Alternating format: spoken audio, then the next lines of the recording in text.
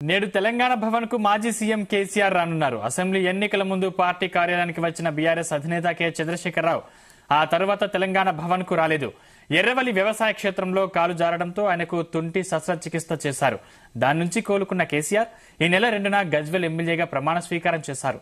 అదే రోజు నందినగర్లోని తన నివాసంలో పార్టీ నేతలతో సమావేశమయ్యారు. ఇవాళ తెలంగాణ భవన్ కు రానున్నారు. ఈ సందర్భంగా కృష్ణానది పరివాహిక జిల్లాలకు చెందిన వారితో పాటు బీఆర్ఎస్ పార్టీ ముఖ్య నేతలతో కేసీఆర్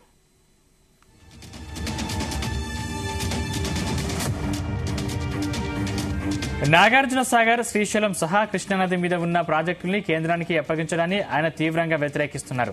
కాంగ్రెస్ ప్రభుత్వం తీసుకుంటున్న నిర్ణయాలను ప్రజల్లో ఎండగట్టేందుకు ఏం చేయాలన్న దానిపై ఆయన పార్టీ నేతలతో చర్చిస్తారు. అంతేకాకుండా కేఆర్ఎంబీ పరిధిలోకి ప్రాజెక్టుల్ని తీసుకెళ్లడానికి నిరసిస్తూ త్వరలో ప్రజల్లోకి వెళ్లనున్నారు. ఈ క్రమంలోనే నల్గొండలో భారీ బహిరంగ సభకు ఏర్పాట్లు జరుగుతున్నాయి. కాంగ్రెస్ ప్రభుత్వ విధానాలకు వ్యతిరేకంగా పోరాడేందుకు కార్యాచరణపై పార్టీ నేతలకు కేసీఆర్ దిశానిర్దేశం చేస్తారు.